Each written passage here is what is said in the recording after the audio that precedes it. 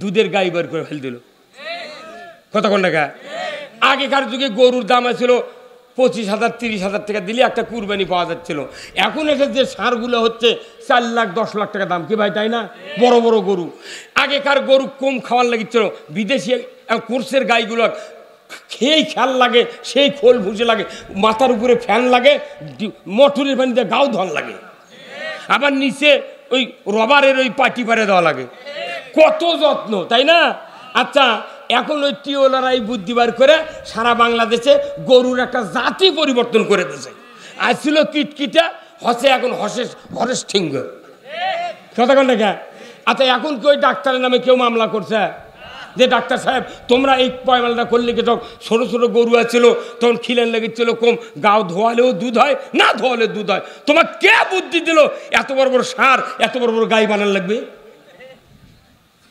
এই কেউ কথা?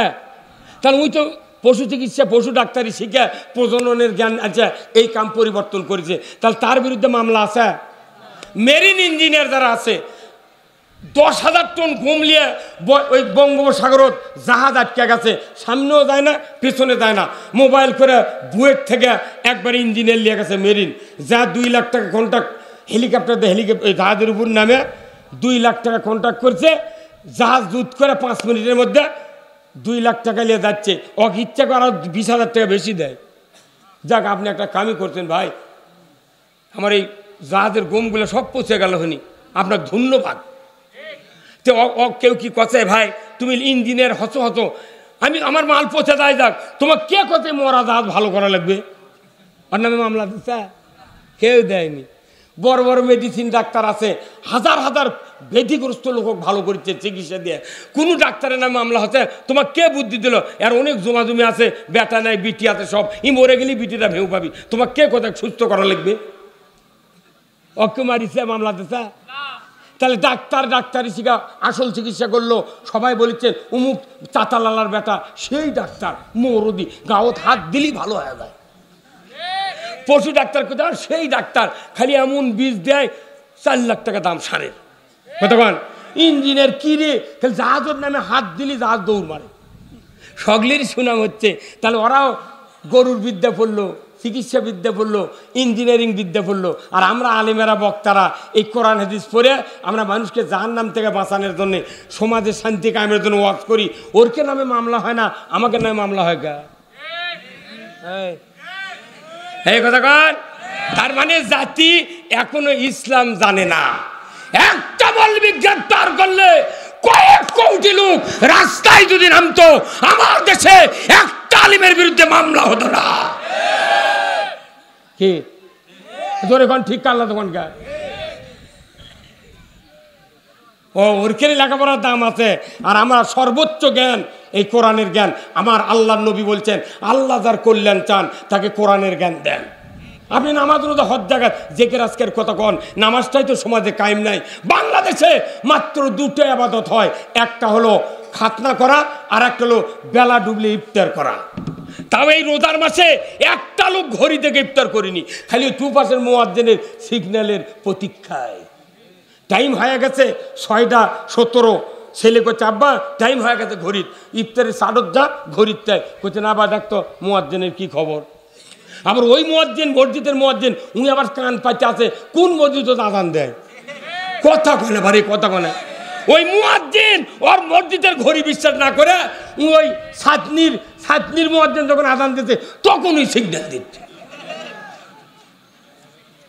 হয় না, যত বড় ব্যারিস্টার হই, বক্তা হয়ে, ইমাম হই, আলেম হই, কোনোদিন ঘড়ি রোজার মধ্যে বিশ্বাস করি না। কারণ এই রোজা হলো ঐক্যবদ্ধতা শিখায়, এক দল হওয়ার শিখায়। রোজা যদি একসাথে আমরা ভাঙ্গে যদি তৃপ্তি পাই, যদি 1 মিনিট আগেও হয় কারু লস নাই, যদি 1 মিনিট পরে হয় কারু লস নাই।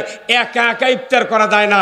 এই কাজ আর খাতনা করা ছাড়া বাংলাদেশে কোনো ইবাদত ঠিকঠাক মতো নাই। এই খাতনা আর ইফতার করে জান্নাত, তাহলে নবীর দাঁত ভাঙলে হন না। কতক্ষণ আমার ভাইয়েরা, আজ থেকে 1500 বছর আগে আল্লাহর নবী মক্কাতে দাওয়াত দিলেন। কলিমার দাওয়াত দিতে দিতে 1 বছর 2 বছর করতে করতে 11.5 বছর বয়স হয়ে গেল, নবুয়তের বয়স। কিন্তু মক্কাতে কাফের বেঈমান মুশরিক যারা রসুলের দাওয়াত সহ্য করলো না, হযরত বেলাল, ইয়াসির, খাব্বাব, সুমায়া সহ অনেক ইমানদার নরনারীকে তারা মারল, হত্যা করলো, জেল জুলুম দিল, তাদের পিঠের চামড়া উঠায় দিল। এত নির্যাতনের পরে রসুলের মন একটু ভারাক্রান্ত হয়ে গেল। আল্লাহর নবী তার ঘর থেকে একটা কম্বল হাতে করে নিলেন, উনি নিয়ে কাবার চত্বরে চলে গেলেন। কাবার ঘরের ছায়াতে বগলের নিচে কম্বল দিয়া উনি ঠেস দিয়া আরাম ফরমাচ্ছেন। এমন সময় হযরতে খাব্বাব রাদিয়াল্লাহু তাআলা আনহু রসুলের দরবারে হাজির। জোরে কন্যা সুবহানাল্লাহ। রসুলের সামনে হাজির। আল্লাহর নবীকে সালাম দিয়ে বললেন, ইয়া রাসূলুল্লাহ, মাতা নাসরুল্লাহ, আল্লাহর সাহায্য কি আসবে না? আপনি কি আমাদের জন্য আল্লাহর দরবারে দোয়া করবেন না? এইভাবে কি জুলুম, নির্যাতন, মামলা হামলা দিয়ে অত্যাচার করে আমাদের নিষ্পেষিত করে দিবে? আপনি কি সাহায্য জন্য আবেদন করবেন না, প্রার্থনা করবেন না? বলার সাথে সাথে নবীজি কম্বল থেকে সোজা হয়ে বসলেন। উনি বললেন, রে খাব্বাব, তুমি এত তাড়াহুড়ো করছো কেন? কি হয়েছে তোমার? এত অসুবিধা কি? বলে, হুজুর, আমরা তো মার খেয়ে শেষ হয়ে গেলাম, আমাদের কি এই মার বন্ধ হবে না? এই অত্যাচার কি বন্ধ হবে না? আল্লাহর নবীর সাথে সাথে খাব্বাবকে বললেন, রে খাব্বাব, তুমি শোনো, আমাদের পূর্বে যারা দিনের দাওয়াত দিতে এসেছিলেন এই জমিনে, তাদের কাউকে আগুনের কুণ্ডুতে ফেলে দেওয়া হয়েছিল, কাউকে করাত দেওয়া দ্বিখণ্ডিত করা হয়েছিল, কাউকে শুলে চড়ে হত্যা করা হয়েছিল, কাউকে লোহার চেরনে দিয়া হাড্ডির থেকে গোস্ত আলাদা করে দুনিয়ার থেকে শহীদ করে দেওয়া হয়েছিল। শোনরে খাব্বাব, এত অত্যাচার নির্যাতনের পরেও একজন দিনের দায়ীকে দিনের পর থেকে এক চুল পরিমাণ সরাতে তারা পারে না, সরাতে পারে নাই। তুমি এত তাড়াহুড়া করছো কেন? হযরতে খাব্বাব মন খারাপ, ভারাক্রান্ত। এই রসুল ওই খাব্বাবের সান্ত্বনার জন্য বলে দিলেন, রে খাব্বাব, তুমি চিন্তা করো না, তুমি ভয় পেও না, সেদিন এত তাড়াতাড়ি নিকটে হাজির হয়ে যাবে। সেই দিনটা বেশি দূরে নয়, যেদিন সানা থেকে, ইয়েমেনের রাজধানী সানা আর হাজরামুত, কাবা শরীফের গেট থেকে শুরু করে সানার ইয়েমেন এর সানা রাজধানী পর্যন্ত 1250 কিলোমিটার পথ। একজন ষোড়শী যুবতী যৌবনের লাবণ্যতা নিয়া সোনার অলংকার পরিহিত অবস্থায় একা একা রাত্রিতে চলে যাবে রাস্তায়, কেউ সাথে থাকবে না। আমার নবী বললেন, লা ইয়াখাফু ইল্লাল্লাহ, আল্লাহর ভয় ছাড়া কারো ভয় থাকবে না, সেদিন বেশি দূরে নয়। নবী যেই কথা বললেন, আজকে বাংলাদেশে ওই পরিবেশ কি আছে? 72 বছরের বুড়ির থেকে শুরু করে 3 বছরের শিশু সন্তান উনি মিস হয়নি। হ্যাঁ, বাংলাদেশে জানা হয় কি হয় না? বাংলাদেশে জানা করার সব মশলা বাজারত চালু আছে। আজ থেকে 50 বছর আগে সমাজে জানা হয়েছে, তারা ধরা পড়েছে মাঠের নামাজের আগে, বিয়ের আগে তৌবা তিল্লা করে কয় জাতুর তিলা, হুজুর আল্লাহু আকবার।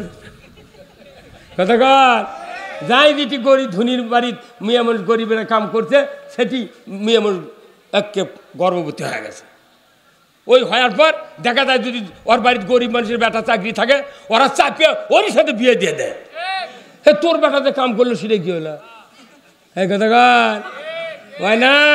তখন ওষুধ ছিল না, কন্ডোম আছেন না, ফেমিকোন আছেন না, শুকি আছেন না, অবাস্টেট আছেন না। আর এখন এগুলো মাল সব বাজারত চালু আছে, জানা করলেও ধরা পড়ে না। জানা বন্ধ করার কথা কোরআনে আছে, লা তাকরাবাজ জানা, জানার ধারে কাছেও যাও না।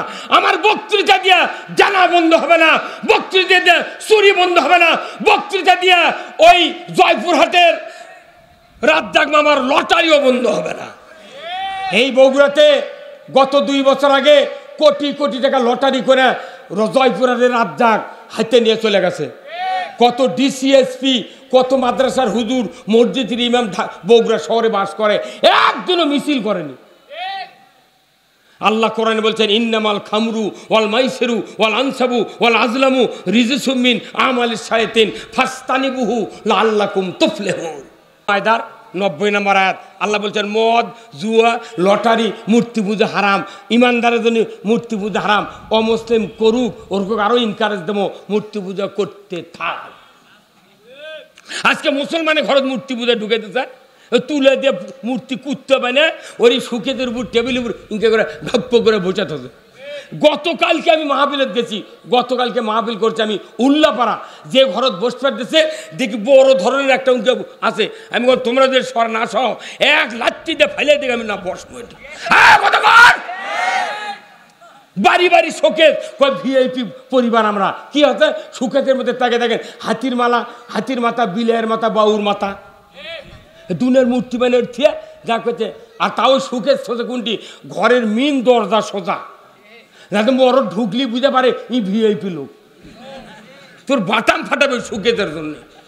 কোটি কোটি টাকার মাল তুই সুখেদের তুলু, 1.5 লাখ টাকার সুখেজ কিনলু, 1 খণ্ড তাফসির, 22 খণ্ড তাফসির, 10 খণ্ড তাফসির একটা সুখেজের মধ্যে নেই, ওই কুল্লু প্লেট থতে, তাও সেগুলো প্লেটে ভাত মাখালে ধার দিয়ে পড়ে যায়। কাঁচের গিলে ঢাকার জন্য সুখেজ। আমার একজন এই কথা শুনে বইয়ের সাথে মারামারি করে 1 সেট তাফসির ওই সুখেজের মধ্যে থতে, তাও কত কাপড় দিয়ে ঢাকে। তো কি মরদ রে, এমন কোনো ফকির নির্বাড়ি নাই যেটি এটি সুকেজ নাই, তাও ওই দুয়ার সোজা থতে একটা সুকেজের মালিক বলতে পারবেন না যে আমার ওই ব্যবহার করার জিনিস সব থাক, কিন্তু কোরআনের তর্জমা আছে, তাফসির আছে, কেউ বলতে পারবেন এটি? কে বুদ্ধি দিচ্ছে?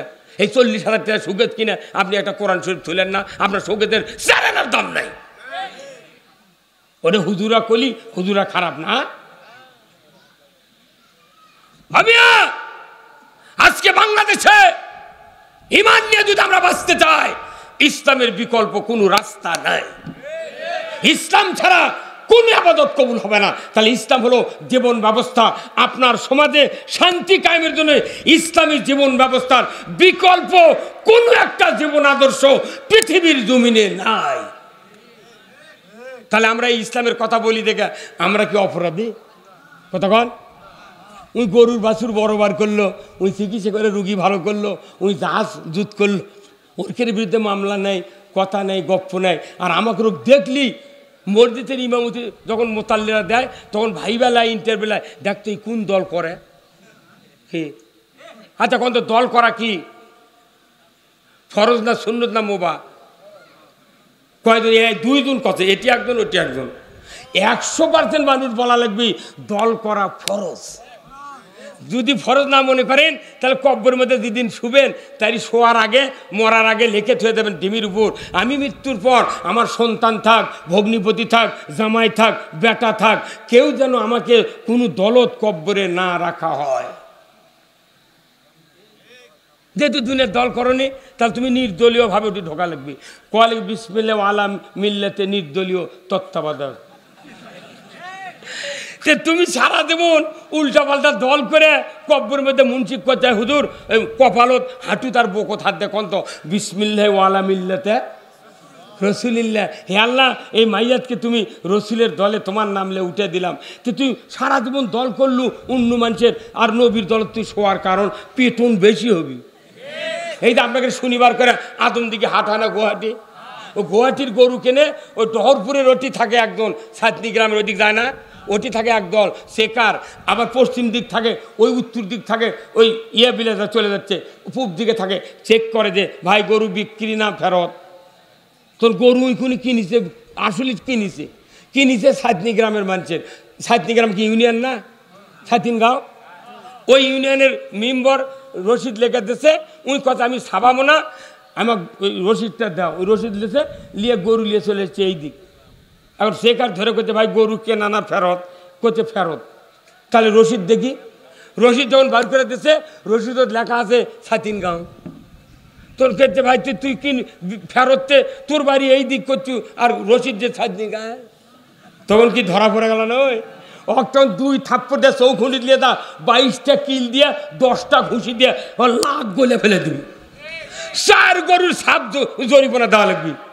কথা কর, ওটাতে বার ছাবা। দুনিয়াতে আল্লাহ রসুলের দল না করে যদি অন্য দল করে ওই কব্বরের মধ্যে রবির দলের নামে ঢুকায়, এগুলো বাইর সাবা ঢুকলো। কি সাবা? বাইর সাবা মানে কাদের সাথে দোয়ার মিল থাকা লাগবে। ওয়ালতাকুম মিনকুম উম্মাতুন ইয়াদউনা ইলাল খায়রি ওয়া ইয়া'মুরুনা বিল মারুফ ওয়া ইয়ানহাউনা আনিল মুনকার ওয়া উলাইকা হুমুল মুফলিহুন। আল্লাহু আকবার। আমার আল্লাহ বলেছেন অবশ্যই একটা দল থাকবে, ইয়াদউনা ইলাল খায়র, হাত দেয়া মানুষকে ভালোর দিকে ডাকবে, ওয়া ইয়ামুরুনা বিল মারুফ, ন্যায়ের আদেশ করবে, ওয়া ইয়ানহাউনা আনিল মুনকার, অন্যায়ের বারণ করবে। এই কাজগুলি যারা করবে আমার আল্লাহ ওয়ারেন্টি দিয়েছেন, ওয়া উলাইকা হুমুল মুফলিহুন। এই লোকেরাই সফল কাম। আপনি আমি যদি সফল কাম হতে চাই, আল্লাহর দলের বিকল্প রাস্তা নাই। আল্লাহর দল করতে হবে। এই দিন আল্লাহ কোরআন নাজিল করেছেন। এই কোরআন কার কিতাব? এই কথাগুলা কার? এই কোরআনে কয়টা দল আছে? কি দেখেন, তাই জানে না কোরআনে কয় দল। এই হুজুর কয় দল? মরে গেল রে আল্লাহ। এই কোরআনে আছে দুই দল, মানে জুম্মাতিগুলা কথা ইমামরা করছে না তো। এই কোরআনে আছে দুই দল, একটা হিজবুল্লাহ আর হিজবুল শয়তান। দল কলে বোঝে না, হিজবুল্লাহ কলে বোঝে। কি কি জ্ঞানী লোক আমরা। সিয়ার কলে বোঝে, কিন্তু কেদারা কলে ওই একটা বাস করলিয়ে চলে যাবি, কথা বল না। কিন্তু সিয়ারের ইংরেজি, কেদার হচ্ছে আপনার বাংলা, আর সিয়ার হলো ইংরেজি। ওই ঠিকই সিয়ার করলে 1 ডজন নিয়ে যাচ্ছে, কথা বল না। তাহলে এই কোরআন হচ্ছে আল্লাহর দল দুটা। আল্লাহর দল একটা হিজবুল্লাহ, শয়তানের দল একটা হিজবুল শয়তান। তাহলে এই দল আছে কোরআনের দুটা। তাহলে এই কোরআনের কথাগুলো সব কার? তাহলে এই কোরআন বরঞ্চ আল্লাহর দলের কিতাব। কোরআন হলো দলীয় কিতাব। ওই জন্যই কোরআনের কথা বললে যারা কোরআন সহ্য করে না, ইসলাম সহ্য করে না, তারা খালি কয় হ্যাঁ খালি কোরআন কলি হবি, কোরআনত রাজনীতি আছে, তুমি একাবার পারবে কি? আমার ভাইয়েরা, কোরআনুল কারিমে আল্লাহ বলছেন 4টি কাজ সরকার করবে। আল্লাযীনা ইম্মাক্কান্নাহুম ফিল আরদ আকামুস সালাতা ওয়া আতাউয যাকাতা ওয়া আমারু বিল মারুফ ওয়া নাহাউ আনিল মুনকার ওয়া লিল্লাহি আকিবাতুল উমুর। আমার আল্লাহ কোরআনে বলছেন 4টি বিধান সরকার চালু করবে, নামাজ কায়েম করবে। আজকে বক্তৃতা দেওয়ার কারণে সমাজে নামাজ কায়েম হয় না, সরকার নামাজ কায়েম করতে হবে। যদি বলুন ঠিক কিনা? এইবার 110 টাকা করে ফেতরা আমাদের নন্দীগ্রাম থানায় দিয়েছি। 110 টাকা ফেতরা। কেউ যদি 1 ওয়াক্ত নামাজ কাদা করে জরিমানা দিতে হবে তাকে 110 টাকা। জোরে বলুন ঠিক কিনা? 5 ওয়াক্ত যদি কাদা করে 500, আর বেতের 100, 600, আর 6 10 60, 660 টাকা ডেলি জরিমানা দিতে হবে এই বেনামাজিকে। আর সরকার আইন করবে 1 ওয়াক্ত নামাজ কাদা করলে ফেতরা পরিমাণ জরিমানা 6 ওয়াক্তের দিতে হবে। আর 1 ওয়াক্তের জন্যে 2.5 ঘন্টা হাজুত খাটতে হবে। তাহলে 2.5 ঘন্টা হাজুত মানে 6 ওয়াক্তে 15 ঘন্টা, আর 660। এই জরিমানা আর হাজুত খাটা যদি তুমি করতে পারো, তুমি নামাজ ছেড়ে দাও। বলুন তো, এই আইন কায়েম করে সরকার ইমাম মুয়াজ্জিনকে যদি দায়িত্ব দেয়, ইমাম মুয়াজ্জিন আগামীকাল 8টার মধ্যে দেখবে যারা বেনামাজি আছে, তালিকাটা তাড়াতাড়ি করে আদমদিঘি ওসির কাছে তোমরা পৌঁছে দাও।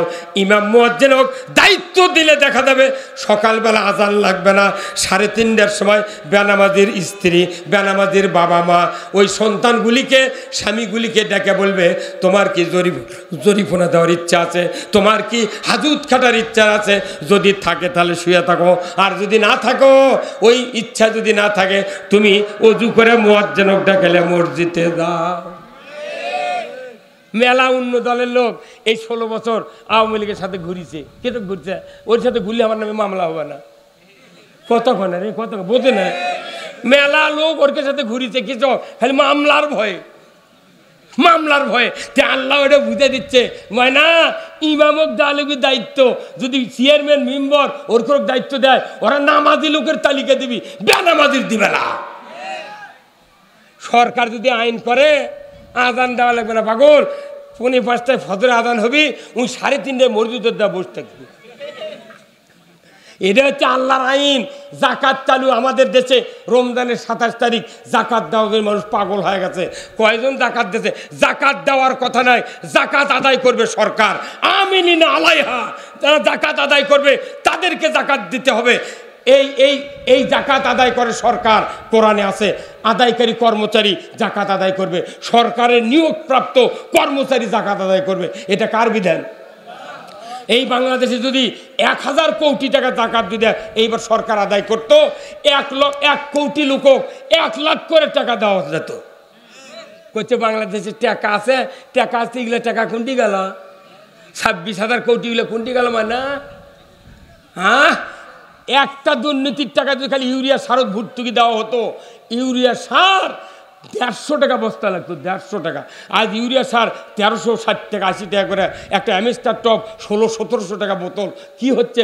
জাতির কল্যাণ নাই, জাতি খালি সরকার দেখতেছে যারা পুঁজিপতি, যারা অর্থশালী, এরা টাকার পাহাড় করতেছে, আর গরিব মানুষ হাঁস চড়ে কাদো ঘাটে ওই বিছনা বুনে মোলো, খট্টের ছড়ে মানুষ বিছনা বুনে মোলো। জাতির কল্যাণের জন্য কোরআনে আইন আছে, কিন্তু গরিবের পুনর্বাসন হবে। একটা হলো চামড়া, একটা হলো জাকাত, একটা হলো ওসর, আর একটা ফেতরা। এই 4টা জিনিস বাংলাদেশে যদি ব্যবহার হতো, 20 বছরের মধ্যে 1 টাকা জাকাত খাওয়ার লোক থাকবে না।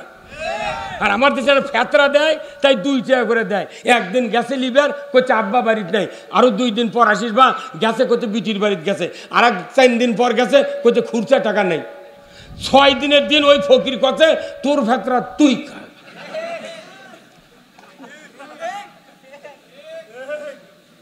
এগুলা আবাদত দিয়া আইটালিয়া যদি কেউ বগুড়া ওই ফত্তালি বাজারে ইলশা কিনবে, আইটালি 1 বস্তা আইটালিয়া, ওই আইটার চাকে তোর মাথা ফাটাবি।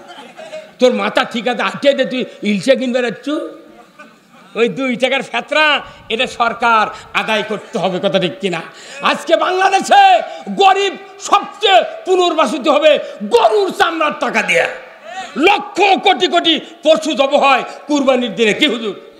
কিন্তু কুরবানির 15 দিন আগে থেকে ঢাকাত এই কয় বদমাইশ আছে ট্যানারি ব্যবসা, এরা করছে এইবার ট্যানারি খারাপ, চতুর্দিকে 1 ফুট করে 45 টাকা ফিট। এই কথা বল। তাহলে চামড়ার যদি দাম কম হয়, আমি 1 গরু এইবার কুরবানি দিচ্ছি 300 টাকা দাম, কত সেলার আগেই আমি কত না সেললে দাম নাই, যদি কাটিয়ে দেয় তুমি আরও 50 টাকা কম দেও। 300 টাকা কয়ে গেছে, উই আর দ্বিতীয়বার আসেনি। সেই চামড়া তো পুরো একটা মাদ্রাসার দিছি, উই লিয়ে যা 700 টাকা দিয়ে বেচছে।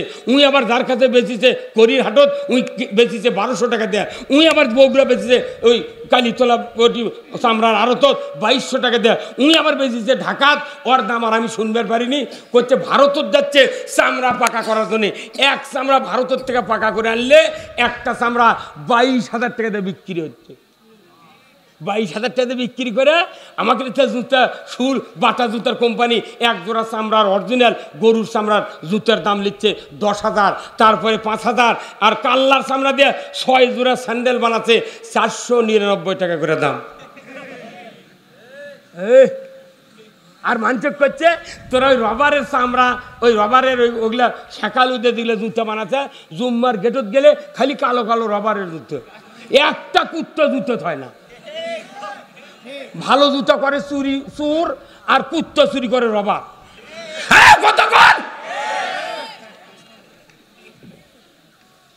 এগুলাই আবাদত দিয়ে আজকে গরিবের আমরা টাকা দিতে পারছি না। কয়েক বছর হলে আমার এই জীবনে 2.3 মণ গরুর গোস্ত তার হচ্ছে, সেই গায়ের চামড়া বেচেছি 4,500 টাকা দেয়, আর 4 লাখ টাকার গরুর চামড়া 350 টাকা দাম। আর ঠিকই জুতার দাম অ্যাপেক্স, বাটা, এলে বিভিন্ন কোম্পানির লোক কোটি কোটি টাকা ইনকাম করছে, গরিব টাকা পাচ্ছে না। আর মাদ্রাসার হুজুরা করছে, হুজুর একটা চামড়া দেন হুজুর, লেখাপড়ার সময় কে প্রাইমারি সরকার বেতন দেয়, হাফিজি মাদ্রাসা কি অপরাধ করছে তুমি বেতন দাও না? কারণ তুমি যদি বেতন না দাও হাফিজি মাদ্রাসা স্ট্রাইক হবে, কারো জানাজা করবো না, জানাজা বন্ধ। একটা মানুষ হাফিজি মাদ্রাসার বেতন দেবে না, দুনিয়া ভিক্ষে করে মাদ্রাসা চালাচ্ছে। আর করছে হুজুর আমার আব্বা মরছে, এনা 10-12 জন ছাত্র লিয়ে দা কোরআন শরীফ পড়েন, ওই হুজুর লিয়ে দা এই 10-12 জন ইতিমক লিয়ে দা কোরআন শরীফ পড়ছে, ইয়াসিন ইয়াসিন ইয়াসিন। উই এমপি খিলেছে ওই কমলা আপেল আঙ্গুর, আর এই মাদ্রাসার ছাত্র খিলেছে সিলভারের ঘাটি। এগুলা দিয়া জান্নাত বাটাম ফাটাবি মরিয়া দেখতো কি হয়। এক জাতির শ্রেষ্ঠ সন্তান আলিমেরা, ইন্নাল্লাযিনা আমানু ওয়া আমিলুস সলিহাতে উলাইকা হুম খায়রুল বারিয়া। সৃষ্টির মধ্যে তারাই সেরা যাদের ঈমান আছে, ভালো ভালো কাজ করে। আজকে তারকের বেতন নাই, যারা ভার্সিটির হিটু হিটু ঠেকে দেয় মহিলা জেন্টুল যারা বাদাম খাচ্ছে, তারপরে গাড়ি দিয়ে নিয়ে যায়, গাড়ি দিয়ে থুয়ে দেয়। আর মাদ্রাসার হুজুরক করছে তুই ধান আদায় কর, টিউব ছাড়া সাইকেল দে। আর হুজুরা তাই করছে কি সুন্দর তুই ধান দেছে বা একটা জমিওয়ালা ধান ওষুধ দেওয়া লাগবি 50 মন, ওই 3 মন ধান 3 খাদি দিয়া করছে প্রচুর দিছি। এই কথা বল না গা, এগুলোর কোরাই কোরাই হিসাব হবি, কোরাই কোরাই হিসাব হবি। তোমার টাকা ব্যাংকে পচে যাচ্ছে, তোমার যদি 1000 কোটি টাকা থাকে 1,02,500 টাকা জাকাত দিতে হবে। তোমার 1000 কোটি টাকার কত জাকাত আছে এটা সরকার আদায় করে গরিবের কাছে পুনর্বাসন করতে হবে। গরিব যদি টাকা পায়, দুস্থ মানবতার সেবা পায়, কাউরো বাড়িতে চুরি হবে না, অভাব থাকবে না, কাউরো বিরুদ্ধে কোনো মামলা হামলা হবে না। এইগুলির কথা হুজুররা কবে না, আমরা কই দেখে কয় হুজুররা খারাপ, ওরা জামাতির বক্তা, তুই অজামাতির বক্তা লিয়ায় কথা কোনে খেরা। মসজিদের ইমামতি নিতে ইন্টারভিউ লাই, এ শুনিস তো কোন দল করে, তবলিগ না কওমি না আলিয়ে, বুঝতে ভাব খালি মরিয়া তোর বাটাম ফাটিয়ে ফেলে দিবি। ইমাম এই যে আপনাকে সান্তাহার না ভাই, সান্তাহার, এই সান্তাহারে রেল স্টেশন নাই। আচ্ছা, যে গাড়ি বোনারপাড়া যাবি, এই বোনারপাড়ার 70টা বগি, কিন্তু ওই বগির সামনে নিয়ে যা পার্বতীপুরের ইঞ্জিন লেগেছে। প্যাসেঞ্জার কোনো বোনারপাড়া যাওয়ার জন্য উঠছে, কিন্তু ইঞ্জিন লাগাচ্ছে কোনটি গায়ে? পার্বতীপুরের। হুইসেল মারছে স্টেশন মাস্টার, গাড়ি পার্বতীপুর দিক চলে যাচ্ছে, সে প্যাসেঞ্জার উঠছিল বোনারপাড়ার, এই কোনটি যাবে? কোনটি যাচ্ছে? সব পার্বতীপুর। তা আমাদের দেশের অবস্থা হয়ে গেছে তাই, অবস্থা হয়ে গেছে তাই। মসজিদের ইমাম, মুয়াজ্জিন, মুসল্লি যারা কর্তৃপক্ষ আছে, এরা সব পার্বতীপুরের ইঞ্জিন। আর প্যাসেঞ্জার চড়ছে মোর জান্নাতের, স্টার্ট করেছে মোর চলে যাচ্ছে হর হর করে। একদিনও বিচার হবে না। কোরআন শরীফ সূরা কফ 26 পারা, ইমাম আছেন, হাফেজ আছেন, দেখবেন আমি একটিও কথা দলিল ছাড়া বলি না। আল্লাহর রহমতে আমি আপনাদেরকে বলে দিচ্ছি, কিয়ামতের দিন আল্লাহ বলছেন ওয়াল ওয়াজনু ইয়াউমাইযিনিল হক, কিন্তু ওজন হবে না। আল্লাহ বলছেন ওজন করার দিন সত্য, কিন্তু ওজন হবে না। অনেক মানুষের ওজন হবে না। আল্লাহ বলছেন ফাম্মামান সাকুলাত মাওয়াজিনুহু ফাহুয়া ফি আইশাতির রাদিয়া, যার নেকির পাল্লা ভারী হবে সে জান্নাতে যাবে, কিন্তু নেকির পাল্লা ওজন করা হবে না, জিজ্ঞাসা করা হবে না, বিচার হবে না, হিসাব হবে না। আল্লাহ কোরআনে বলছেন আলকিয়া ফি জাহান্নামা কুল্লু কাফফারিন আনিদ। এ হুজুর জোরে কর না আপনি, খালি মুখ লড়ালে হবে? আল্লাহ বলেছেন কোরআনের সূরা কফ 26 পারা, যে কিয়ামতের দিন আমি হুকুম দিয়ে দেব, হে আমার ফেরেশতারা, 5টা দোষ যাদের থাকবে তাদেরকে জাহান্নামে নিক্ষেপ করো। আল্লাহু আকবার। কয়টা দোষ? 5টা দোষ। তখন ফেরেশতারা বলবে আল্লাহ কোন মানুষের কি দোষ আমি কি জানি, তুমি তো জানো, তাহলে সে লোক দেখে দাও কে কে ওই দোষের দোষী। কবি না কথা কোন টাকা? তখন ফেরেশতারা তো মানুষের খবর জানে না, ওরকম যা কয় আল্লাহ তাই শোনে। আল্লাহ কথা ও অমুক অমুক অমুক দোষদারকে ধরো জাহান্নামে ফেলে দাও। ফেরেশতারা এক বাক্যে কবি আল্লাহ আমরা তো চিনি না তারা কারা। তখন আল্লাহ বলবে সূরা তোহার 124 নম্বর আয়াত, আল্লাহ বলবেন ওয়ামান আরাদা আন যিকরি ফাইন্না লাহু মাইশাতান দনকা ওয়া নাহশুরুহু ইয়াউমাল কিয়ামাতি আমা। আমার ভাইরা কলিজা ফেটে যায়। সূরা তোহার 124 নম্বর আয়াত, আমার আল্লাহ বলবেন ও দুনিয়ার ফেরেশতারা, দুনিয়ার ফেরেশতারা, দুনিয়ায় যারা মানুষ ছিল আমার বান্দা, তাদেরকে কোরআনের কথা বলা হয়েছিল, নবীদের বক্তৃতা তাদেরকে শুনে দেওয়া হয়েছিল, কিন্তু তারা বক্তৃতা আমার কথা শোনার পর যেভাবে চলা উচিত ছিল সেইভাবে না চলে উল্টো পথে চলেছিল। অ্যাবাউট টার্ন, উত্তর দিকে যাওয়ার কথা কিন্তু তারা দক্ষিণ দিকে গিয়েছিল। আমি আল্লাহ বলে দিয়েছি তাদেরকে যে তারা এইভাবে আচরণ করবে, কথা শোনার পর বিপরীত মুখে চলবে, আমি আল্লাহ তাদের দুনিয়ার জীবনে জীবিকা সংকীর্ণ করে দেব। জীবনের সাথে তার সম্পর্ক, তাদের জীবিকা সংকীর্ণ করে দিবেন কে? আজকে বাংলাদেশে আমরা যত ইনকাম করি, যতই ব্যবসা থাক, তাও কেউ শান্তিতে নাই। ও সারাদিন সান্তার বেজিচ্ছে, বৌগড়া বেজিচ্ছে, নন্দীগ্রাম কাপুর বেচে, বাড়িতে এসে দেখে এক বেটা নামাজ পড়ে না, আর এক বেটি আরেকখান দিয়ে চলে যাচ্ছে। তো টাকা থেকে কী করবো? সবচেয়ে শান্তিতে আছে ওই ব্যক্তি যার ছেলে মেয়ে চরিত্রবান, নামাজি। হ্যাঁ, ঠিক। তাহলে আপনার সন্তানক নামাজি বানানোর পরিকল্পনা করা লাগবে না? আপনি পিতে আপনার একটা 100% ওয়ারেন্টি গ্যারান্টি সহকারে একটা মোনাজাত আছে। কোনো পিতা মাতা যদি এই মোনাজাত করে, আল্লাহর কাছে করলে অবশ্যই আল্লাহ একদিন না একদিন আল্লাহর ওই বান্দার সন্তানগুলিকে নামাজি মোত্তাকি বানায়া দিবে। কেন সেই মোনাজাত ইমামরা একদিনও কোনো মুক্তাদিক শিখাল না। আমাকে ওইটি এক ইমাম মোনাজাত করে, রব্বি হাবলি মিনাস সলিহিন মোনাজাত করে, এক মুক্তাদি করছে। ওই 11 বছর হলে আপনি গেলে ওই মোনাজাতি করেন, ব্যাপার কি? মানে কোন তো কি মানে কি করছে? ভাই আমি মানে তো জানি না। ওই টাউটা পার আর এক হুজুরের মানে শুনে যাচ্ছে। ওর মানে হলো আল্লাহ তুমি আমাকে একটা নেককার সন্তান দাও। ওই ঘুরে আসে আবার হুজুরের কাছে দেখো, হুজুর আপনি যে 11 বছর মোনাজাত করছেন, আপনার কি সোল ফল হয়নি? করছে কি 11টা সোল? তো করছে আপনার 11টা সোল আছে, তাও এখনই মোনাজাত করতেছেন? করছে কে? আপনি যে মোনাজাত দৈনিক করেন এটার মানে জানেন? করতে পার তোমাকে তো কাল কোনো মানে জানি না। তো এর মানে হলো আল্লাহ তুমি আমাকে একটা নেককার সন্তান দাও। তখন ওই হুজুর করছে, আমি যদি জানতাম যে এই মোনাজাতের এই অর্থ, 11 বছর আগে মোনাজাত বন্ধ করে দিল। কথা কন হয় না? একটা মোনাজাত আল্লাহ তাআলা বাপ মায়ের জন্য নাযিল করেছেন, রব্বানা হাবলানা মিন আজওয়াজিনা ওয়া যুররিয়াতিনা কুররাতা আয়ুনিন ওয়াজআলনা লিল মুত্তাকিনা ইমামা। আল্লাহু আকবার।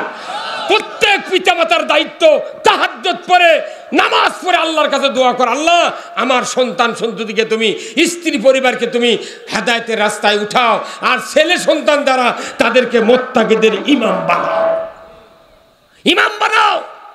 আজকে বাংলাদেশে এই যে আমার সামনে যতগুলো লোক আছেন, আজকে যদি আমরা মারা যাই, কালকে 10টায় জানাজা হবি। এই 10টায় জানাজা কার কার বেটা ওই জানাজা করে পারবি? তারা হাত তোলেন তো দেখি। মনে করেন আজ মরে যাবো, কাল 11টায় জানাজা হবি, কিন্তু আমার বেটা জানাজা করবি। ইনকে কয়টা বাবা হাত তোলেন তো? মানে খুবই তো ওষুধের দোকানদারি, খুবই তো ব্যবসা বাণিজ্য হচ্ছে। আর এই সান্তার রেল ঘুমটি 1.5 ঘন্টা আগে ঘুমটি ফেলে দেয়। আমি যতদিনের সবাদ গেদি উঠছে মনে ওর কি ফরজরি এই রেল স্টেশন নাই, ওই কি ফেলে দেয় ওটা, ওই রেল গেটের ঘুম দিয়ে ফেলে দেয় না, রড ওই পাইপ ফেলে দেয়, ওই 1 ঘন্টা 1.5 ঘন্টা আগে ফেলে দিতে হয় না, আবার ঘুরিয়ে ওই দিকটা যায়, তাও আমি দেখি উঠেও বন্ধ। এর কি দায়িত্ব? ওরা এমন দায়িত্ব যে না যাওয়া যাবে না, কারণ ট্রেন আসতেছে, যদি ট্রেনের তলে পড়ো তুমি মারা যাবে। তাহলে ওরা ঠিক মতো দায়িত্ব পালন করলো, আপনি পিতা মাতা কেন দায়িত্ব পালন করলেন না? আপনার সন্তান আমার ওখানে একটা গরিব মানুষ, বুঝছেন, একবারে নিডি গরিব, দোয়া করেন তার বেটা MBBS ডাক্তারের 2nd ইয়ারে পড়ছে এখন, MBBS ডাক্তার। একে বাপ কাম করে খায়, 5 বিঘা জমি পাচ্ছে, তাই 3 বিঘা বন্দুক ছুঁয়ে বেটা পড়াচ্ছে। আল্লাহু আকবার বল। আর একটা ধনী মানুষের বেটা তাই ওই লেখাপড়া করছে, আমাকে কোন ভাই এই চ্যানেল এখানে শিবিরও ঢুকে দেন রে, আপনার ধনী মানুষ সন্তানক পাহারা দেওয়া লাগবে না, ইসলামী ছাত্র শিবিরের এরাই আপনার ছেলে ভালো বানাবি। করছে না বা ওগুলো দেবো, পড়াশোনার ক্ষতি হবি, করবি করবি। আচ্ছা ঠিক আছে দাও না, অসুবিধা নেই। 3 বছর পর কে ভাই কী খবর? করছে আমার বেটা GPA 5 পাচ্ছে। তাহলে কোথায় ভর্তি হবি? করছে কোচিং করছে। আচ্ছা করো। কোচিং করতে করতে MBBS চান্স পাচ্ছে রংপুর মেডিকেলে। চান্স পাওয়ার পর 2 বছর পড়িছে, একদিন দেখি ওরই বাপ গালো হাত দেখে ঘাটাত বসে আছে। এখন কে চাচা বসে আছে, করছে বা মরছি কে যে বেটার জন্য মাথার ঘাম পায়ে ফেলে এই লেখাপড়া শেখানো এখন বা হিরোইন খা মাথা খারাপ করে দিতেছে, দৈনিক এটা মাওক মারবে চায় টাকা দে। আমার ওই বেটা ডাক্তারি না পড়ে যদি পাট খাটা খালো হনি তাও আমার শান্তি হয়েছিল। এই জন্য সন্তান আল্লাহ তাআলা বলছেন তোমার সন্তান যদি মুত্তাকিদের ইমাম হয়, কুররাতা আয়ুনেও ও জান্নাহ লিল মুত্তাকিনা ইমামা, একজন সন্তান যদি পিতার মুত্তাকি হয়, মুত্তাকিদের ইমাম হয়, ওই সন্তানের দিকে বাবা যদি নজর করে চক্ষুটা শীতল করে দেয় কে? আপনি সন্তান তো বানাচ্ছেন না, যারা গরিব মানুষ তারকেরে বেটারা সন্তান বানায়। এই দুপচাচা এই আদমদিঘি সান্তার কতগুলো মাদ্রাসা আছে কোন তো, জিয়া এলাকাত মাদ্রাসা ওর কেরে কমিটির একটা বেটা মাদ্রাসাত পড়ে না। ওই রংপুর লালমনিহাট গাবতলি থেকে যে পড়িচ্ছে, তোর মানে খাইতে লাভ কি? তুই কিসের সভাপতি? তুই মলে ওই গরিব মানুষের বেটা দানাদা করবি, ওর ছানা ভুল হবি, ওই খালি আল্লাহ বরকা 4 মিনিটের মধ্যে সামরাহতুল্লাহ একজনের বাপ একজনের বেটা যা হয় হয়ে যায়। কথা কন নাকি? আমার নবী বলেছেন দুনিয়ার কোন পিতার একটা সন্তান যদি হাফেজে কোরআন হয়, আলিম হয়, আমার ভাইয়েরা আল্লাহর নবী বলেছেন এই সন্তান যদি মৃত্যুর সময় বাবার মৃত্যুর সময় মায়ের মৃত্যুর সময় সূরা ইয়াসিন তেলাওয়াত করে যদি শোনাতে লাগে, নবীজি বলেছেন এই কোরআন যখন শোনায় অন্তিম শয্যায় মা বাবার সামনে, ওই মা বাবার মুখের জবান বন্ধ হতে পারে কিন্তু কানের শ্রবণ শক্তি রহিত হয় না, কলিজার অনুধাবন শক্তি রহিত হয় না। ছেলে যখন কোরআন পড়ে হাফেজ হয়ে, কোরআন পড়ে আলেম হয়ে, তখন ওই কোরআনের শব্দটা ওই বাবার কানে পৌঁছে যায়। কিন্তু এমন মোমেন্ট সময়, ওই বিপদের সময় যখন শয়তান ডান দিকে বসে বাবার সুরতে, মায়ের সুরতে বাম দিকে বসে, ওই সময় ওই শয়তান দুইজন ওয়াসওয়াসা দেয়। বাবা বলে বেটারে 50 বছর মাথার ঘাম পায়ে ফেলে তোমাকে লালন পালন করেছি, আমি মরণের সময় ইহুদি ধর্ম গ্রহণ করে মারা গেছি, তুমি ইহুদি হয়ে মরো, তোমার ভালো হবে। মায়ের সুরত ধরে বাম দিকের শয়তান বলবে বেটারে 10 মাস 10 দিন উদরে ধারণ করেছিলাম, আমি তোমাকে রক্তাক্ত অবস্থায় ভূমিষ্ঠ করেছিলাম, আমি তোমাকে 2.5 বছর দুগ্ধ পান করিয়েছিলাম বেটা, 5 বছর মেথরের কাজ করেছিলে বেটা, কঠিন শীতের ভেতরে বিছানা ভিজিয়ে দিয়েছিলে, আমি কলিজার পরে করে তোমাকে রাত্রিতে শীতর থেকে বাঁচিয়েছিলে বেটা, আমি মরণের সময় নাসারা ধর্ম গ্রহণ করে মারা গেছে, তুমি নাসারা হইয়া মরো। বলুন তো ওই সময় দুই দিকের দুই শয়তানের কথাকে শোনা যাবে? চিৎকার করে বলেন শোনা যাবে? তাহলে ওই সময় বাঁচাবি কে? হ্যাঁ, আল্লাহ বাঁচাবে। কাম ওষুধ খাওয়া লাগবি তেগিনকে আমার সাথে ভালো হবি। আপনার ওই সময় বাঁচার একমাত্র পন্থা আল্লাহ রসুল বলছেন, আমার নবীজি বলেছেন ওই সময় যদি আপনার একটা নেককার কোরআন প্রেমিক সন্তান থাকে, হাফেজে কোরআন থাকে, ওই সন্তান যখন ওযু করে কোরআনের সূরা ইয়াসিন তেলাওয়াত করবে, ইয়াসিন ওয়াল কোরআনিল হাকিম, তেলাওয়াত শুরু হয়ে গেল। এই কথা যখন ছেলের মুখ দিয়ে বাড়াবে, ওই মৃত্যুর যাত্রী ওই বাবার কানে পৌঁছে যাবে, ওই মা বাবা বুঝতে পারবে এই তো আমার সেই সন্তান, যে সন্তানকে আমি সান্তার হাফেজা মাদ্রাসায় দিয়েছিলাম, 3.5 বছরে আমার এই সন্তান হাফেজ হয়েছিল, এই সন্তান আমার তো সেই সন্তান। এইভাবে অন্তরে যখন বাবা বুঝতে পারবে, মা বুঝতে পারবে, আমার নবীজি বলেছেন ওই কোরআন শোনা আর বোঝার সাথে সাথে দুই দিকের দুই শয়তান আল্লাহর বান্দার কাছ থেকে ভাগিয়ে যাবে। ভিড়টা করে দিলে দেখা মাঝিরা পোকা বন্ধ হয় না? কোরআন শুনলে মৃত্যুর সময় ওয়াসওয়াসা শয়তান দেওয়ার থেকে পলিয়ে যায়। আপনার যদি কোরআন পড়ার ছেলে না থাকে, মেয়ে না থাকে, তাহলে আপনার এই মাদ্রাসার যা হাফেজ ডাকে আনতে আনতে হাফেজ দেখে যে কুশারে ভেত গেছে আর মৌলবি গাছে আলু তুলবেন, ওই ডুব দিয়া বাড়িতে আছে, আস্তে আস্তে দেখা যাচ্ছে আজরাইল জান কবজ করলে পার্বতীপুর পাশে। তাহলে আপনার কী লাভ হলো? ফেলছে কী লাভ হলো? গরিব মানুষের বেটারা মৌলবি হলো, তার কি উপকার? বাপ মরিচ্ছে কোরআন পড়ছে আর আপনার টাকার উপর শুয়ে আছেন, গোষ্ঠীর নেই। আপনার টাকা কী লাভ? করছে 1.5 লাখ টাকার খাটো শুয়েছি, তুই থাকবো, মরার আগে যদি প্যারালাইসিস হয়, ওই বাপ ওই খাটের মালিকও ক্লিনিক দিয়ে গেছে নওগাঁ, ক্লিনিকে আনা সুস্থ আছে, জামাই বড় ভাই আর বেটাক করছে বাবা আমার খুব কষ্ট হচ্ছে, বা আমাকে যদি আল্লাহ মারে ফেলে দেয়, যদি মরে দেয় এটি, তাহলে একটা ওসিয়ত বা কি হচ্ছে যে আমাকে ওই যে খাট আছে 1.5 লাখ টাকার মেহগনির খাট, ওটি না 10টা মিনিট এনে শুয়ে তো বুবা, তাহলে আমার আত্মা শান্তি পাবে। এই কয় মরে গেছে ওটি, এখন অ্যাম্বুলেন্স করে নিয়ে যা বাড়ি আগনাথ নামাছে খোলাত নামে, এখন বাপে বেটা করছে মা আব্বা না খাটোর ছবি, জামাই করছে আম্মা আমার শ্বশুর এনা খাটোর ছবি, আর তাদের 10 মিনিট, বড় ভাই করছে বৌদি আমার ভাই এনা খাটোর ছবি 10 মিনিট। ওই বেটা আরও 2টা বাড়িতে ছিল, ওরই বউ দরজা থেকে হাত মেলে দেখছে ওই বাইরে মরিছে, বাইরে থাক এই কথা কন তুমি বাইরে মরিছে, ওটার উপরে 1 ফুট উঁচার থেকে ফেলে দিচ্ছি, ও ঠক করে উঠিছে, তোর বাম দিকে তাকে করছে ভাই শুনে পাচ্ছো, ই কি আমাকে শুনে পাচ্ছো, কেরে তোর আল্লাহকে 5 টাকার দুঃখের, কেরে কাগজের টাকা নাই তোর, ওই 1000 টাকার ওগুলো বান্ডি করে করে ফ্রিজের মধ্যে থসে, আর 5 টাকা নিয়ে তোর ঠক করে ফেলে দিচ্ছে, তোর বাটাম ফাটাবি। আল্লাহর নবী বলছেন মাম বানা মসজিদান বানা লাহু লাহু বাইতান ফিল জান্নাহ, আল্লাহু আকবার। মসজিদে যারা টাকা দিবি, অর্থ দিবি, সম্পদ দিবি, আল্লাহ তাদেরকে বেহেশতের ভেতর বালাখানা দিয়ে দিবে। তোর আল্লাহু আকবার। আপনারা কি বালাখানা চান? কিন্তু আমার দেশে হয় কি, একটা সভা সমিতি আমারকে বিরক্ত, যেটি সভা করে দেয় সেটি কয় আদায় করা লাগবে, ইতিমধ্যে আদায় নেই, মর্দের কাম করছে এরা। এই ভিক্ষা করা ইসলামক সার্চ করলো। একটা করে সভা আমরা যাই তো, মানে ঈদের দিন থেকে আমার আবার সভা শুরু আছে, একবারে চলবি আপ টু বৈশাখ পর্যন্ত। এখন এই সভা চলবি করে কি, সভাত কোনো 5 প্রকারের লোক থাকে বুঝছেন। এক প্রকার হলো জামাত বিএনপি মিলে দাওয়াত দেবের গেছে, কথা বোঝেন। এখন এটি আছে কোরআনের বক্তা করিচ্ছে, তোর অন্য দলের লোকরা করছে এগুলোর জন্য আনছি আমরা, খালি ওর কেরই কথা কবি, কথা কনে পারে। এটা গেলে এক গ্রুপ। মহিলারা ওটি করছে, তাহলে আমাকেও দাওয়াত দিল, আমাকে বক্তৃতা হলো না। এর মধ্যে আবার কর্তৃপক্ষ তখন দেখলো সবাদ মানুষ মজে গেছে, জুমে গেছে, তখন করছে হুজুর এনা কালেকশন, কথা কনে গা। আচ্ছা, তারপরে আর এক গ্রুপ সিয়ারত বসে আছে, প্রধান অতিথি 100% ইসলাম বিরোধী, এটি আবার নেতার নাম নাই, মর্দের কাম করছে। কিন্তু ওগুলো নেতাকে দাওয়াত না দিলে এগুলো কোরআন ওরা শুনবি কেমনি, তাহলে করে বাড়িতে আমাকে ওয়াশ করা লাগবে, কথা কোন টাকা নেতাকে দাওয়াত দেওয়া লাগবে, এটি বসে থাকা লাগবে, টাইম লেখা দেওয়া লাগবে যে 9:30টার সময় আপনি হাজির হবেন, আপনি শেষ পর্যন্ত মঞ্চত বসে থাকবেন, 400 বার চা দেওয়া লাগলে দেবো, এটি নেতা করে বক্তৃতা শুনে ওর করে উমরের মতো বানান লাগবে।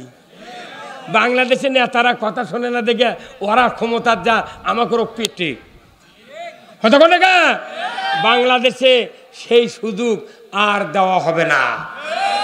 একটা বাপের 3 বিঘা জমি, 2টা বেটা, বাপ মরে গেছে, মা মরে গেছে, এখন ভেনো হচ্ছে, 1.5 বিঘা করে জমি ইলেছে বাটে নেওয়ার পর একটা গরু আছিল 10 কেজি দুধের, বড় ভাই চালাক, ছোট ভাই অবধ।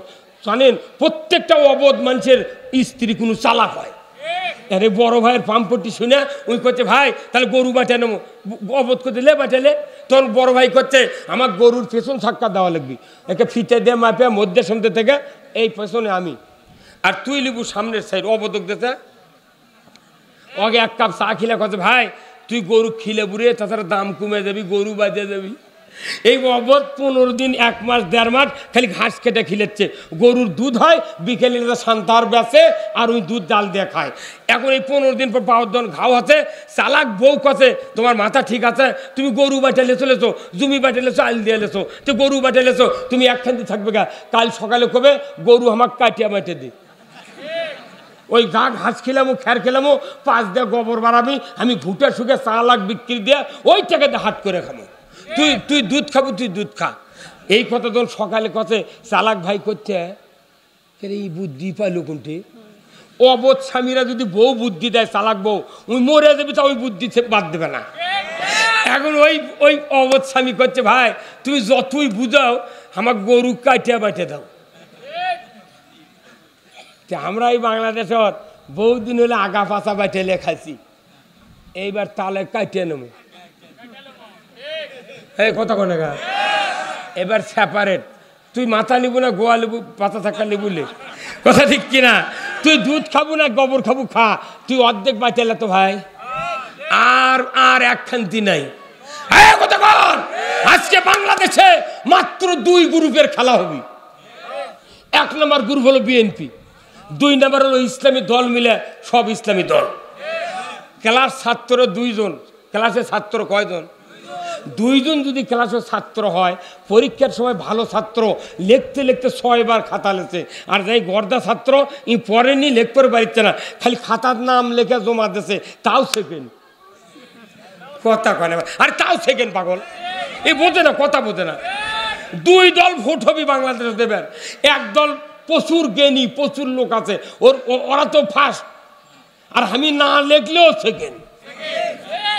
কথা কয় না বারে, সেকেন্ড। এই বাংলাদেশে যদি এইবার যদি জামাত বিএনপি যদি টানাটানি করে, আর এই দড়ি যদি ছিঁড়ে যায়, এই যে টিস্যু পেপার দেখছেন, এটা মনে করেন দড়ি, এটা হচ্ছে দড়ি, একদিকে জামাত, একদিকে বিএনপি, একদিকে ইসলামী দল সব, চরমনাই, হেফাজত, ইসলামী আন্দোলন, যত দল আছে এরা একদিকে দাঁড়িয়েছে, আর বিএনপি এই দিকটা নিচ্ছে। যদি দড়ি কমতে হয়, মধ্যে ছিঁড়ে তখন পড়ে যাবি, ইও মাথা ভাঙবি, এই কথা কথা এলে মরণ দশা হবে। এইবার তারেক রহমান একটা মর্দা কথা করছে, নির্বাচন এবারকার এত সহজ নয়। তুমি মনে করছো যে ওয়ার্ডে ওয়ার্ডে গায়ে গায়ে আমাদের লোক আছে, যদি ফাজলামো করো মানুষ তোমার থেকে মুখ যদি ফিরে নেয় আর গোছা বের ফেলবে না। মরদ রে তারেক রহমান, তারেক রহমান দেশত আসবার দিচ্ছে। আমি গাবতলি সভা করছি এই রোজার আগে, আমি বলেছি যে তারেক রহমানক যদি এয়ারপোর্টে নাম্বার না দেয়, হেলিকপ্টার করে আমরা আলতাবন্যাতে খেলার মাঠে নিয়ে আসবো।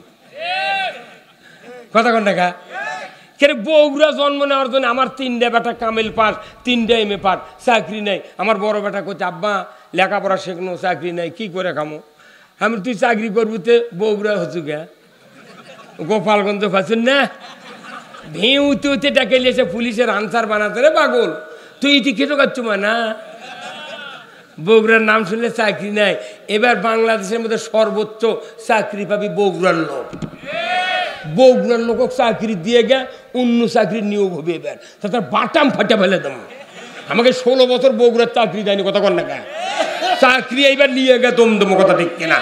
আমরা এইবার গত দিনের মতো নয়, এইবার যদি আমরা ভুল করি এদেশের রাজনীতির ময়দানে, যদি ভুল করি 500 বছরে এই সুযোগ আর আসবে না। কথা কন না কে, আসবে? আপনার ভোট দিয়ে নির্বাচিত সরকার যদি ইসলাম কায়েম করে, একজন বক্তার বক্তৃতা দেওয়া লাগবে না, আমরা বক্তব্য দেব ঢাকার টেলিভিশনে, 2 ঘন্টা বক্তৃতা হবে। আপনারা জানেন না এই বাংলাদেশে মুরগি চোরা শাহরিয়ার, আর তুরিন আফরুজ ব্যারিস্টার মহিলা, আর হলো কালামানিক যা পিঠা কলার পাতা শুয়ে তুলো, এই 3 জন মিলে বাংলাদেশের প্রখ্যাত আলেমদেরকে তালিকা করলো 116 জনার, তার ভেতর আমার নাম দিয়েছে 108 নম্বরে। যেদিন এই নাম তালিকা হলো, কেন্দ্র লিডার আমার কাছে ফোন দিয়ে বললো, হুজুর আপনি তো বগুড়ার দায়িত্বশীল, তাহলে কি করা যায়? আমি বললাম আমাদের কি আছে এই শক্তি এইবার দেখাবো। আমরা বললাম একজন কম দামের বক্তা হলেও, কমতা বক্তা হলেও তাও 2000 লোক তার বক্তৃতা শোনে। এমন বক্তা আছে বাংলাদেশে, মিজানুর রহমান আজারি, 15 লক্ষ লোক বক্তৃতা শোনে।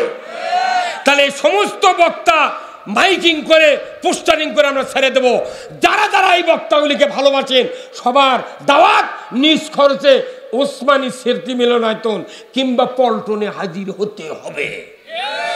তখন প্রাক্তন একজন বিচারপতি, ফর্সা করে লোক, আব্দুর রুফের সাথে রিটায়ারমেন্ট হয়েছেন, ওই বিচারপতি বললেন যে সুদীজনকে যে বক্তারা যদি এই কাজ করে পুরো ঢাকা অচল হয়ে যাবে। তখনই স্বরাষ্ট্রমন্ত্রী আসাদুজ্জামান খান বলল, আপনারা একটু স্থগিত করেন, দেখা যাক আমরা কোনো ব্যবস্থা করতে পারি কিনা। তখন ওনারা যায় এই তিন ব্যারিস্টার ধরেছে, বিচারপতি ধরেছে, কোথায় এই কাম করলে কে তোমরা দেশত অশান্তি শুরু হয়ে যাবে, হাজার হাজার লাখ লাখ মানুষ আসবে ঢাকার, আমরা টাকল দিতে পারবো না। কেন তালিকা করেছো? ওরা ঠেলারছে, ওরা কোনো তালিকা করছে আমাকে দুদকক দেওয়ার জন্য। যারা টেকালে বক্তৃতা করে সেই দিন এরকে টেকা হতে বেশি, দুদকক দিয়ে মামলা দেবো, এই নিয়েতে তালিকা করছে। যখন আমরা হুঙ্কার মারিছি তখন স্বরাষ্ট্রমন্ত্রীর কাছে যে না, আমরা প্রখ্যাত যারা জনপ্রিয় বক্তা তার খেয়ে তালিকা করছি, কে তোর ওই তালিকা করে লাভ কি? কথা কন, ময়না কোমটা জ্বালান জ্বালায়নি ভাই, আমার 32 লাখ টাকা লেগেছে ঢাকার থেকে হাইকোর্ট থেকে জামিন আনার জন্যে, আর এই হুজুরের গাঁত মাছি পড়েনি। তাই আবার মাইকত করছে কি বারবার কারা নির্যাতিত। আপনি দেখেছিলেন আমার কারা নির্যাতিত, গেছিলেন নি জেলখানাত? এগুলো কয়া কয়া তো আমাকে মামলা দিল, মিশাই কয় আন্তর্জাতিক খ্যাতি সম্পন্ন মুফাসসিরে কোরআন, উত্তরবঙ্গের আলোড়ন সৃষ্টিকারী বক্তা, এগুলো কয় আমাকে মামলা দিচ্ছে। এরাই কোনো পাম চলবে না, কোনো পাম চলবে না।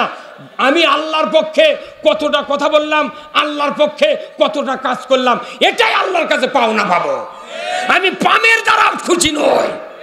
বাংলাদেশে পামপট্টি দিয়ে গত 16 বছর নেতা কোনো কাম করেনি, তারপরে মানুষ বলেছে প্রচুর কাজ করছে। আমরা এদেশে ফ্যামিলি ভিত্তিক, গোষ্ঠী ভিত্তিক রাজনীতি দেখেছি, শান্তি হয়নি। আমরা একটাবার কোরআন বিজয় করতে চাই। কারা কারা কোরআন বিজয় হোক চান? দুহাত তুলে আল্লাহকে দেখান।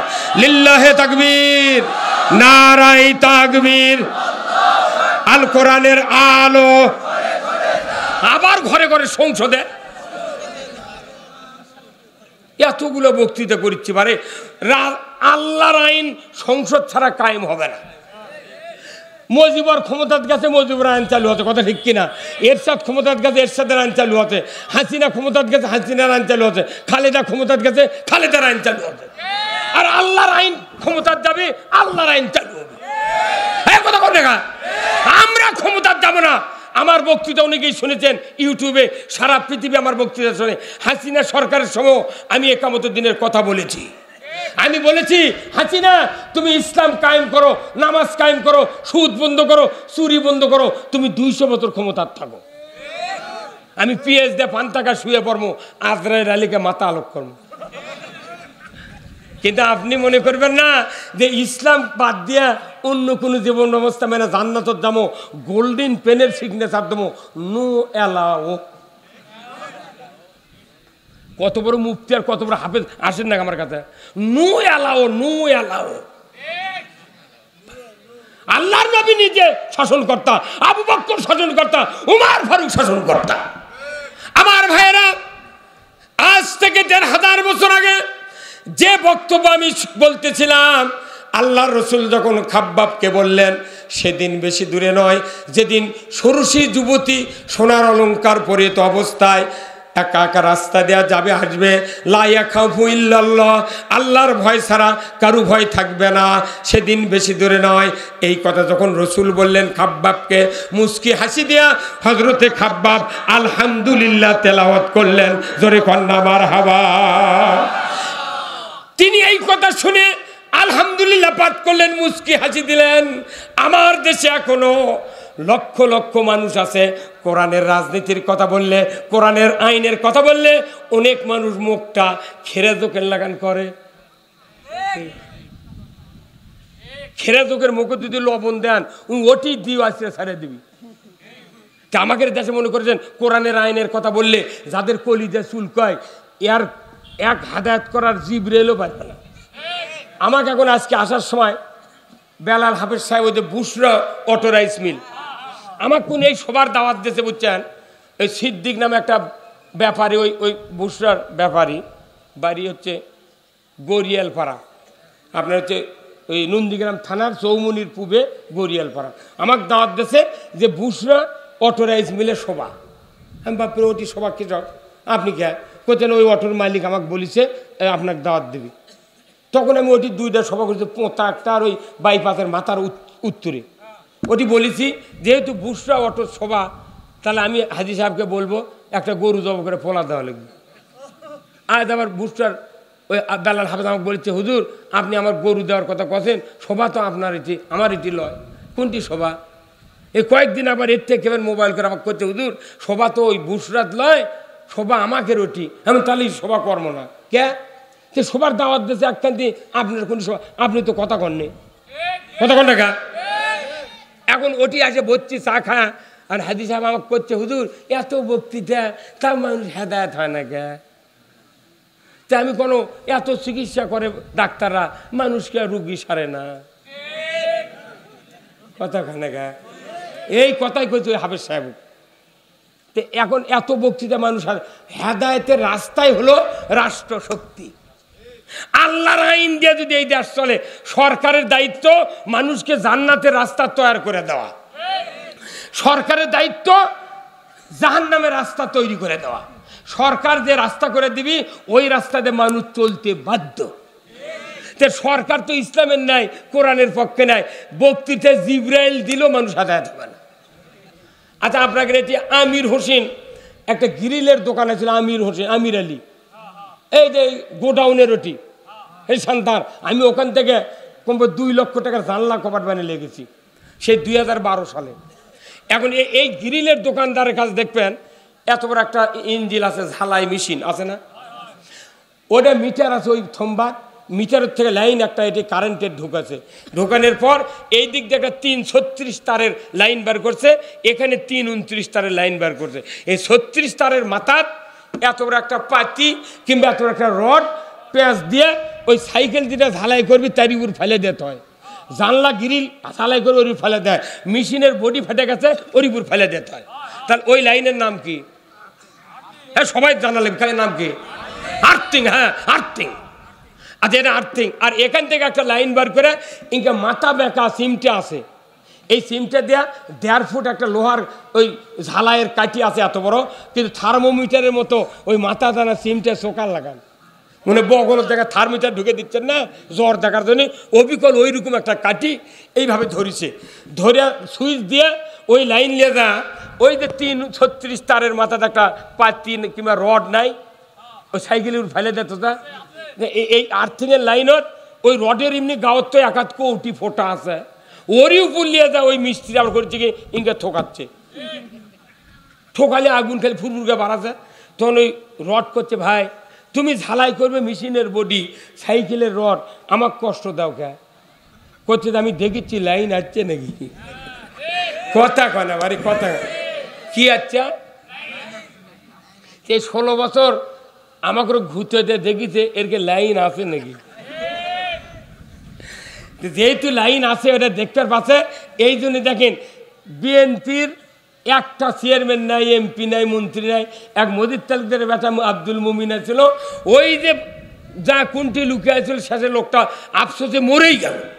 হ্যাঁ কথা কথা, আমি মজিদ তালুকদারের ক্যানভাস করছি সেই মনে করেন 70-এ, মজিদ তালুকদার এটি সান্তার কসিমউদ্দিন নামে লোক আছে না, এ কানো চুলালা বাঁচে আসা, ওই লোকটা কেন আমাকে দেখার লাগবি বা, হ্যাঁ কসিমউদ্দিন উনি এমপির দ্বারা ছিল 70-এ, আমরা তখন অবদার টিন দিয়ে হাটত, তখন হাটত মিছিল হচ্ছিল অবদার টিন দিয়ে না বিস্কুট দিয়ে, বুঝতে পারছেন। মজিদ তালুকদার আমার বাড়ির কাছে লালা ছিল, ওটি হুন্ডালিয়া সবুজ হুন্ডা ছিল মজিদ তালুকদারে, সে হুন্ডালিয়া পড়ে গেছিল, সেই মানুষের ক্যানভাস করছি, তারই বেটা আব্দুল মুমিন, কথা বল না কে, এই লোকটাও মরে গেল, এত আফসোস করলো। কিন্তু এত রাজনীতি এত বক্তব্য, বাংলাদেশে কেন মানুষ হেদায়েত হয় না? কারণ হলো কি যে আমার দেশে ওই আর্থিংয়ের লাইন নাই, ওই আর্থিংয়ের লাইন খুলে দিয়ে যদি কিয়ামত পর্যন্ত কারেন্ট দিয়ে ঝালাই করবার চায়, মিস্ত্রির বাপও ঝালাই করে পারবে না। তা আমাকে এগুলো বক্তৃতা হলো, এটা হচ্ছে কারেন্টের লাইন, ডাইরেক্ট পাওয়ার হাউসতে কারেন্টের লাইনের বক্তৃতা করছি, কিন্তু রাষ্ট্রশক্তি হলো আর্থিংয়ের লাইন। আমরা বলবো সুদ হারাম, সরকার সুদ হারাম করবে সংসদে। আমরা বলবো চুরি বন্ধের জন্য হাত কাটা লাগবে, সরকার আইন কাম করবি। 5 মিনিটে এই দেশ চুরি মুক্ত, জানা মুক্ত, ঘুষ মুক্ত হতে বাধ্য। তো সরকার সেটা না বানে খালি আমাকে করতে, হুজুর এই যে ভোট দেন কো আপনার তো কিছু করে পারেন না, আমরা কি করবো রে বা।